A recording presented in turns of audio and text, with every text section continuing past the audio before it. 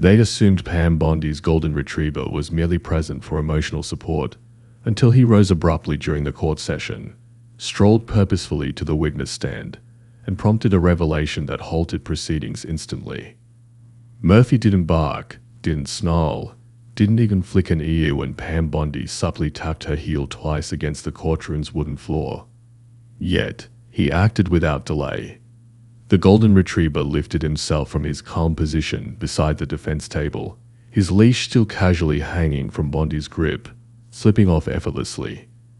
He moved with an eerie composure, threading through the rows of seats until he arrived at the witness stand.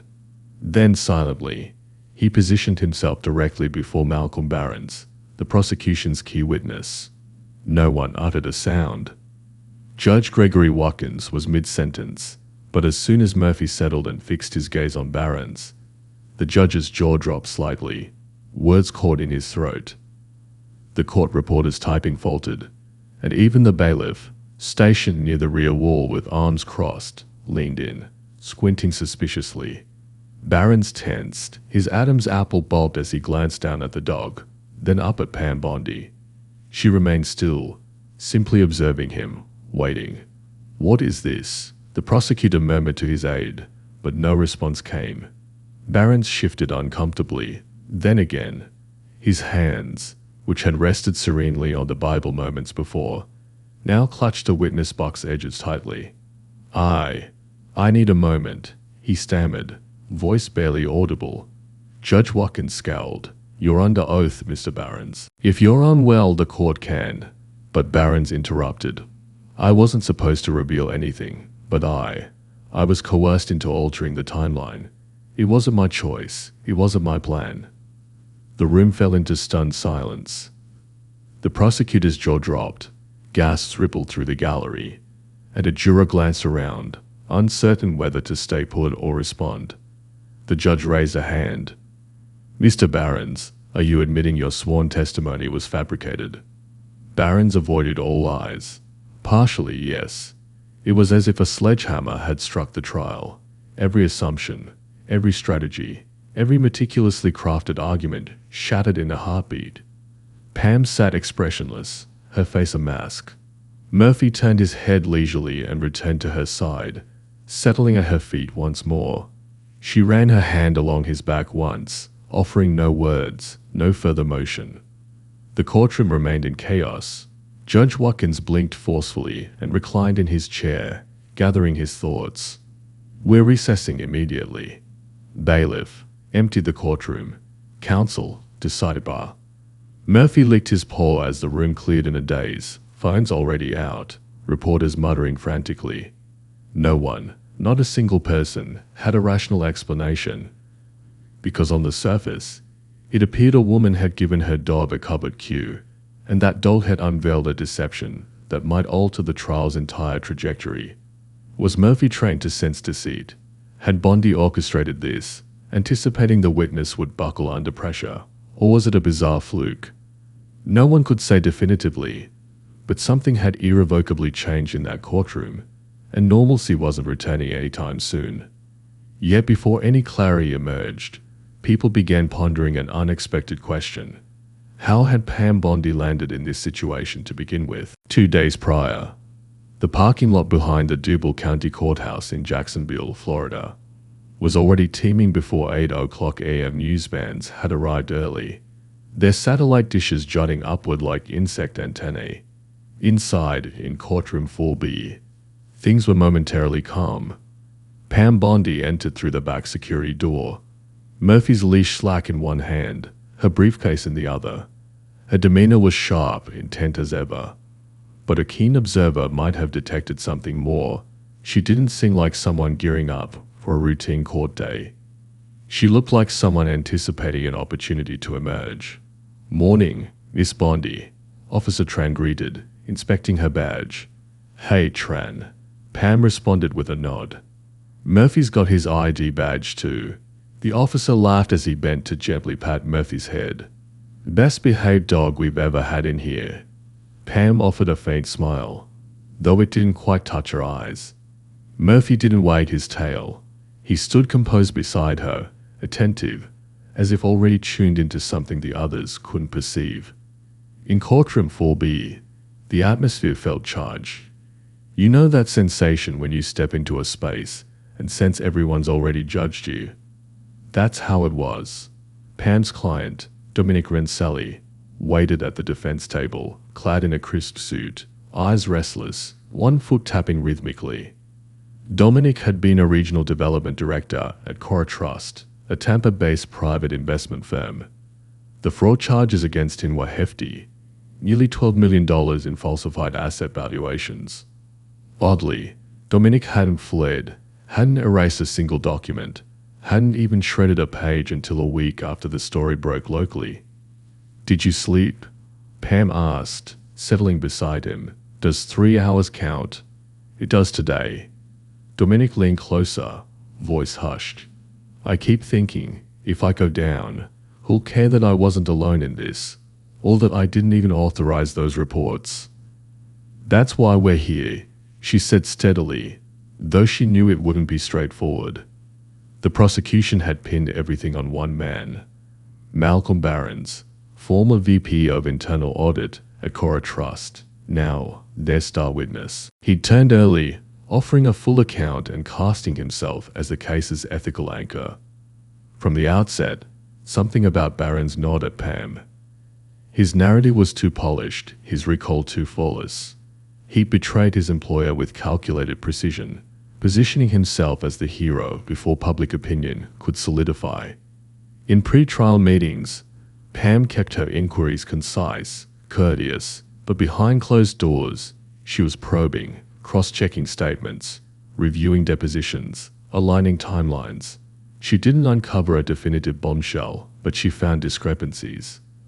A payment labeled advisory retainer with no invoice, a flight log from Street Alberstone to Dallas on the same day he claimed to be meeting regulators in Tallahassee. Too many pieces didn't fit. Meanwhile, Dominic, despite his anxiety and jitters, never wavered in his account. Murphy, for his part, never strayed from Pam's side during those late-night reviews.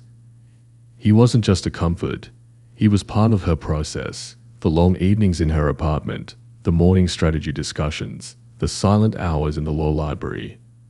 Murphy would sit close, ears alert, whenever she played Barron's deposition recordings aloud. That's when she noticed something peculiar. Murphy reacted to Barron's voice. It wasn't overt, but during specific responses, particularly when Barron's outlined the accounting chain or claimed he cautioned upper management. Murphy would tense subtly, lift his head. Once, he growled just once. Pam hadn't dismissed it. Still, she knew she couldn't march into court brandishing hunches. She needed a break. As the trial commenced and Barons took the stand, her instincts told her it wouldn't take long, but suspicion alone isn't enough. Sometimes you have to bide your time for the perfect moment to apply pressure where it stings. Murphy wasn't raised to be showy. He wasn't one of those barking on cue, tail-wagging, high-spirited retrievers you see in viral clips. He was deliberate, watchful, the type of dog who entered a room and seemed to absorb everything without drawing attention. When Pam first adopted him, she didn't want a pet, she needed a pillar. It was 2 years earlier, after a grueling case involving a trafficked minor and a corrupt county official.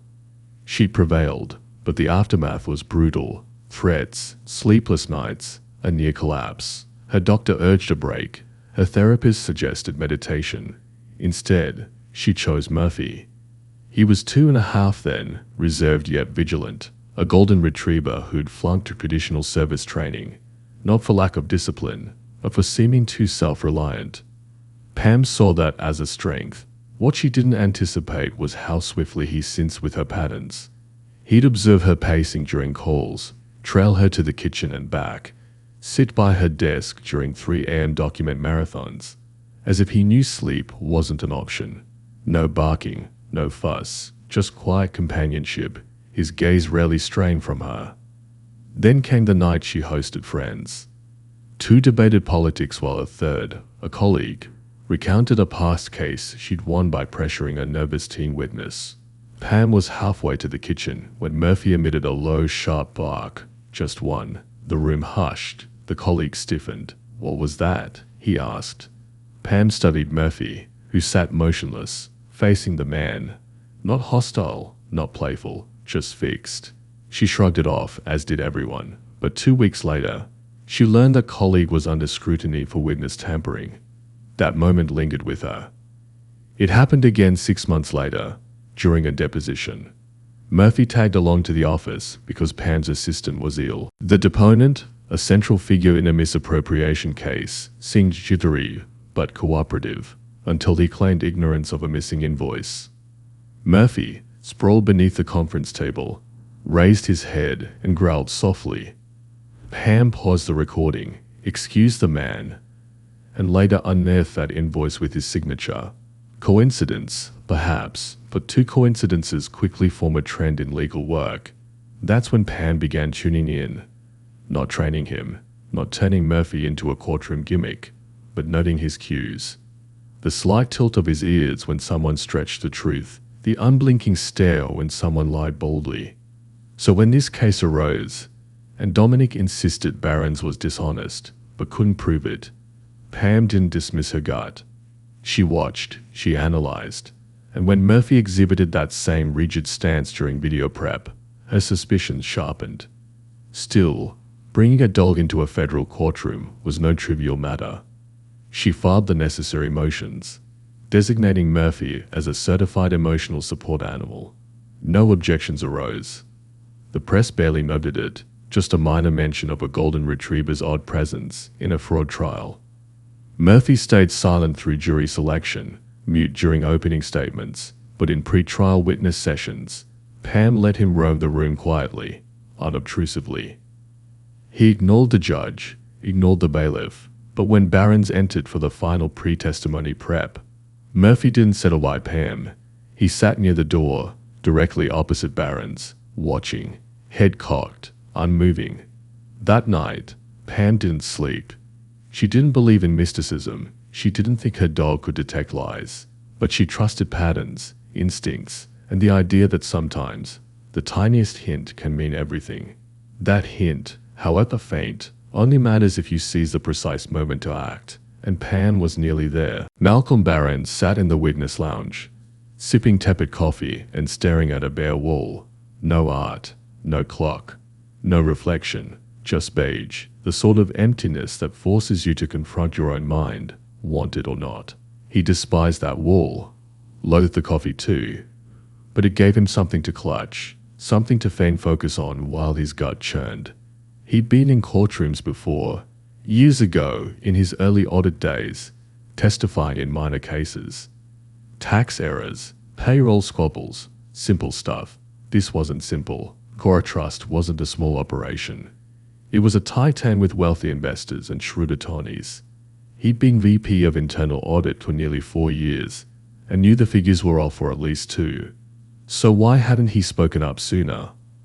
Because I was scared, he whispered to himself. He wasn't the bad guy here. At least, that's what he kept repeating. He hadn't forged quarterly filings or coached junior analysts to bury costs. That was Dominic. Also, he claimed in his deposition. The hitch was that wasn't wholly accurate. He hadn't lied outright, but he'd molded the tale, nudging it to shield himself. The pressure came from above, sure, but when the state began probing, he hadn't been fully candid. Not about when he knew. Not about the emails he trashed. Not about the board meeting where Dominic had actually tried to slow things down. His stomach twisted. He'd thought he could stomach it, that it was a clever play, flip early, cooperate, secure immunity, walk away unscathed. Everyone said that's how it worked, and initially it did. State attorneys deemed him dependable. The press cited him. Pam Bondi hardly pressed him during pre-trial motion hearings, but something about her unsettled him. She wasn't like typical defense counsel, always rattling cages, objecting for show, poking holes for headlines. No, she observed him, not just heard, but saw. She noted his wording, the shift in his pitch, the pauses before certain replies. The judge didn't halt it. Not yet. He was observing. Murphy reached the witness stand, stopped, and sat squarely before Malcolm Barron's. Barons froze, his right hand, resting on his thigh, balled into a fist. His voice, steady moments ago, vanished. Pam stayed silent. She didn't need to speak. Barons looked at the dog, then up, then down again. His mouth opened, closed. He rubbed his jaw, buying time. But time had run out. "I wasn't supposed to mention the first quarter filings," he blurted, voice fracturing.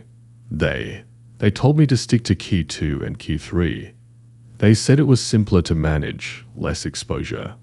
Pam raised an eyebrow. "Who's they?" "Mr. Barons." He glanced at the prosecutor's table, then back. "Legal counsel from Cora, and one external advisor. I went along. I didn't realize how far it went." Gasps echoed in the gallery. The prosecutor leaped up. "Your Honor." Judge Watkins didn't shift his gaze from Barons. "Let him finish." Barons breathed heavily. "I lied in my deposition, not fully, but I twisted the story to shield myself and others." The judge's tone hardened. "Are you saying your sworn testimony was intentionally false?" "Yes." The courtroom lurched. You could feel the shift. The bailiff stepped forward instinctively, not for danger, but because the rules had fractured, and that breeds uncertainty. Murphy rose, turned, and strolled back to Pam. The prosecutor muttered to his aide, visibly shaken. The jurors stared ahead, some stunned. Pam said nothing. Judge Watkins tapped his pen on the bench once, twice, then dropped it with a sigh. "This court is in recess," he snapped. "Counsel to sidebar now." Whispers erupted. Reporters bolted for the hall, one already typing furiously. The bailiff's assistant moved to clear the room, and through it all, Murphy sat at Pam's feet again, head tilted, watching the turmoil he might have sparked.